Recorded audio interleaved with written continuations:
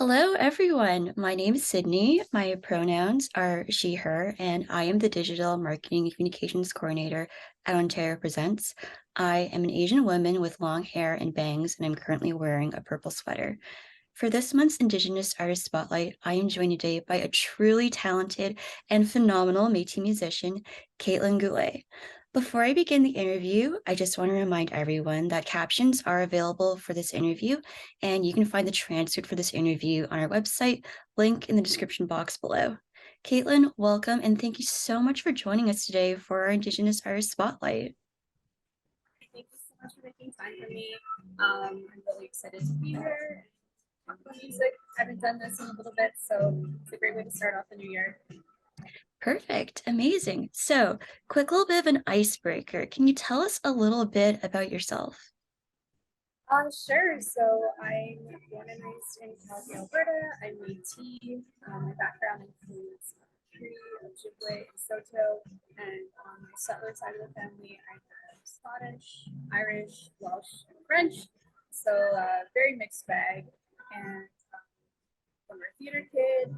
I'm an undiagnosed neurodivergent who's learning how to navigate life as a parent and working artist as well. And yeah, I've lived in Calgary, I've lived in Toronto, Vancouver, and Kamloops as well. So a lot of different, very different places in Canada. Yeah, my new album, it's been out since 2021, but it's still new because COVID made everything, kind of pause. The album Inside Thoughts is out everywhere, and I'd be really honored if anyone would like to give it a listen. Amazing.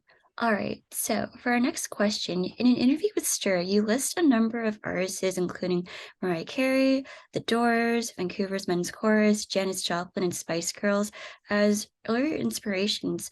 Was there something in particular about these artists that drew you into their music, and how have their songs shaped your identity and your artistry as a musician? Yeah, I mean, a lot of it, especially when I was a child, a lot of the music that I listened to was kind of introduced to me by the adults in my life. So Mariah Carey was definitely my very first inspiration as a singer, as an artist. A number of adults in my life had her albums, and I remember when her first album came out, we would listen to it all the time, and I was she's just so talented. Her craft as a singer, she was doing a lot of her own writing. And aside from doing like the really fun, like energizing box that she also has some really inspirational songs like Hero, of course, and There's Got to Be a Way from her very first album. So between her and Janet Jackson, those were my two, I guess, like first inspirations and idols as a little girl, looking up to them. Yeah, my uncle sang in the Vancouver Men's Chorus, so a lot of family members had the cassette and we'd listen to it all the time. And I don't know if that's why I became a bit of a choir nerd, but I definitely got into choirs a lot as a kid and even into theater school and even as an adult. There's something really magical about the experience of creating sound with a number of other people and feeling the sound waves hit your body and being a part of that is something that I kind of miss. But it's a big part of how I make music too. I'm really into harmony. I got into the Doors because my stepdad actually, I was really into this Canadian band called the Tea Party that we saw at the Coca-Cola stage at the Stampede, if anyone from Calgary is checking this out. And my stepdad was like, that guy's just like Jim Morrison. He's talking about Jeff Martin, the lead singer. And I was like, who's that? Because, I've never heard of that before. And I started listening to it, and I kind of got into this classic rock blues phase. I don't really know how I came across Janis Joplin, but that kind of all happened around the same time. And obviously, Janis Joplin is a hugely influential female artist, bit of a trailblazer in her own right. And yeah, I just really appreciated the rawness of her singing and her writing. So yeah, that gave me a whole different type of influence, I guess, when I grew up listening to a lot of pop and dance music with my mom, and then getting into classic rock. getting into jazz. I got into a lot of different stuff as I got older. I got into more like hip hop, more jazz, of course, and electronic music. Yeah, so I just got exposed to a lot of different stuff, and like I said, a lot of it was, you know, from the adults in my life. And then as I started choosing my own music, I really got into like female artists and female fronted bands, like the Spice Girls. I know you mentioned when you were talking earlier. That was kind of one of the first bands that I got into, them and No Doubt, who I was buying my own music. I was like a preteen, like, you know, 11, 12, 13. And I really wanted to make sure I was supporting female artists. I don't know why I was so political at that age, but it was important to me. And I also felt like seeing those women, you know, doing their thing in a male dominated industry, and especially like women who were in genres that were really male dominated, I think they need the fortitude to to just keep going, you know, through all the rejections, through like some of the sexism that, you know, women still encounter in the music industry. I think seeing that other people found a way to make their own path, it really inspired me to do the same.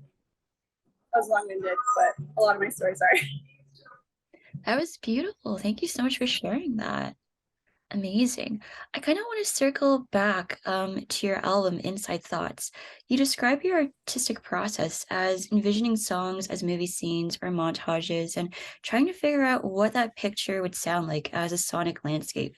Can you describe some of the imagery you used as inspiration for the songs in your album, Inside Thoughts? And what was the process like of translating images into sound?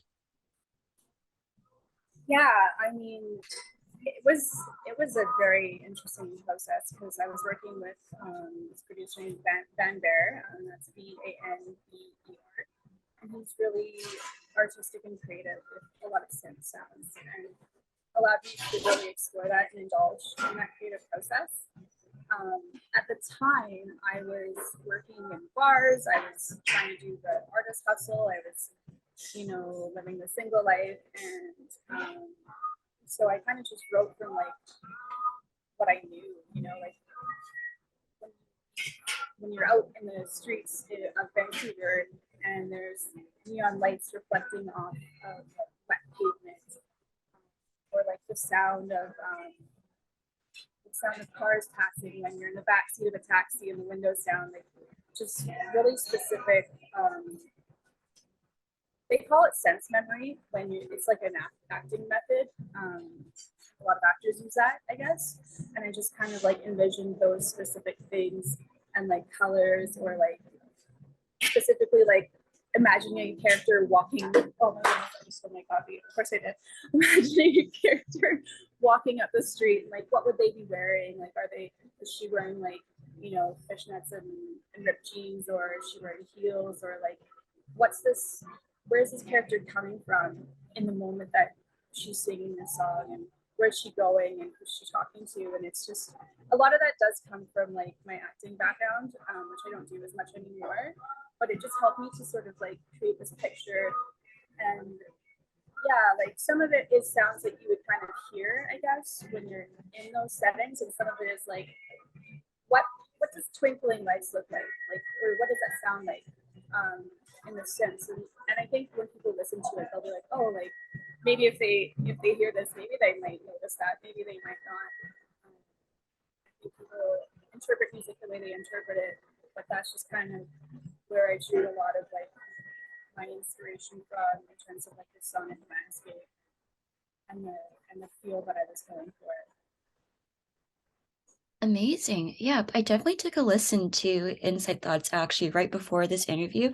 And I definitely got that whole like twinkling lights. It was a very kind of dreamy, almost ethereal landscape you created. So that was really cool to kind of hear what was kind of the process behind creating that landscape.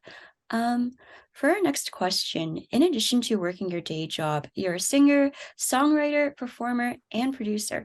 How do you achieve a work-life balance while giving yourself time to work on your craft? That's a great question, and I'm still figuring that out. Especially like since COVID, I've had a lot of big changes. I'm a mom now, and the industry's different now. Um, sometimes it's just like, okay, taking a break and doing what you need to do to allow your body and your spirit to recover and be there for your family. And sometimes it's like, okay, I'm ready to do this again. And then you push yourself too hard and you burn out, and then you have to go, okay, like let's readjust this now. Like I think I just discovered what my limit is here. A lot of it is definitely help and support, in terms of like, I've gotten some help and support from my family with childcare when there are shows that I can't have my daughter at. You know, when I've had the resources, outsourcing tasks that other people are going to do more efficiently. Whenever that opportunity comes, it's a really, really big relief. Having better boundaries than ever, I would say, like especially with my time and understanding the value of my time and how can I most efficiently do what I need to do to be the reliable artist I want to be, and to create the level of craft and artistry that I want to create. A really big thing, honestly, has been it's been a lot more important to me to get paid. Obviously, everyone wants to get paid, but when you're a parent, like, and you're spending time away from your family, it really needs to be worth it. And I think that's been a really pleasant surprise to me. I think I've actually like been more of a sustainable artist who's making more money since I became a parent, because it forced me to do that.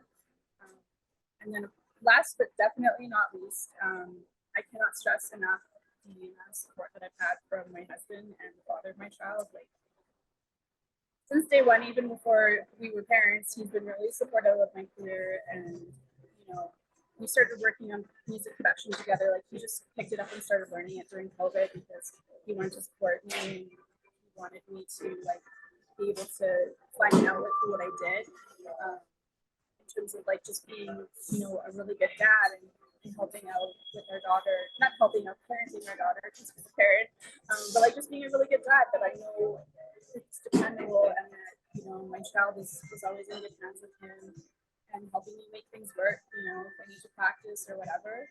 I have to give a shout out to like the single moms out there because I don't know how you do it. I can't stress enough how important it is just to have like a really good support system, have a good home life.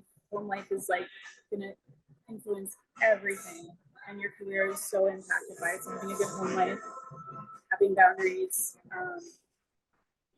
asking for what you're worth. And then I would also say like I did a lot of the growth and built what I have now before I had a child. So I'm in a position where I can ask for appropriate pay. I've done all that stuff. So I think for a lot of artists out there, a lot of who are thinking about like they want to eventually have a family, I say just like do your best to make sure that you build something that you can kind of like I don't want to say coast off of because I don't think I'm going to coast, but right now that's I'm definitely running off of like my previous achievements. And if you do that and make sure that you're in a space where you're supported and you have a good family life, it's a lot easier. It's definitely challenging. You got to be honest with yourself and what your limits are. Amazing.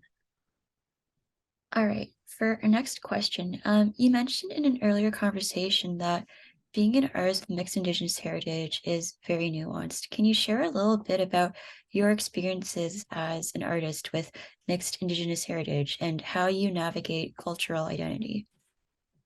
Yeah, absolutely. So, like, I've been really fortunate that my grandparents, as they got older, became a lot more motivated to help our whole family understand more about our family history.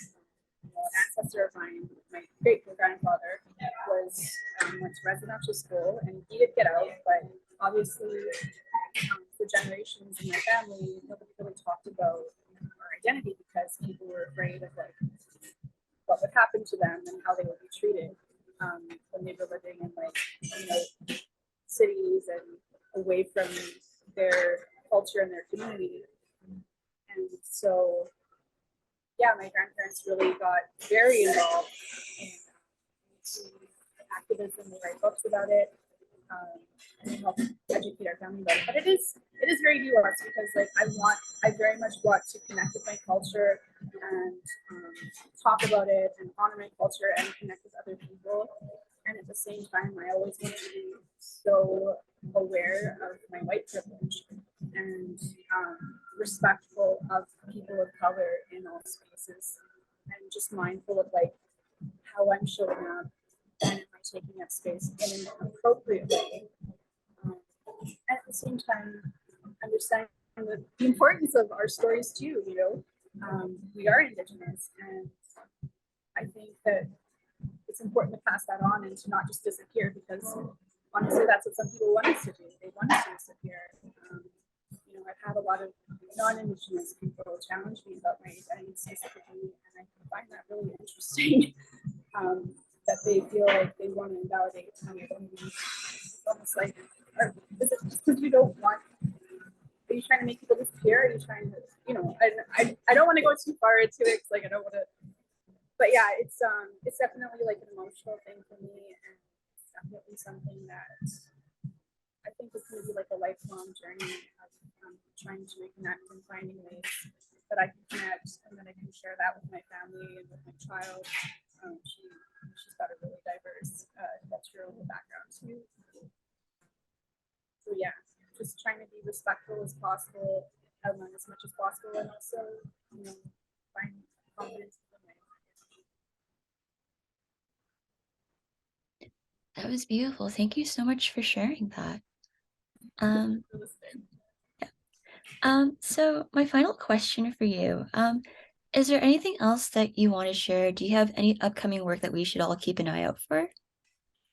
I'm just getting back into doing some more live shows for 2023. I've got a couple coming up in Calgary. One is, I literally just got the offer letter this morning. So subscribe to my newsletter so I can tell you more about it. But it's the Raw Artists Showcase called Prototype on January 15th.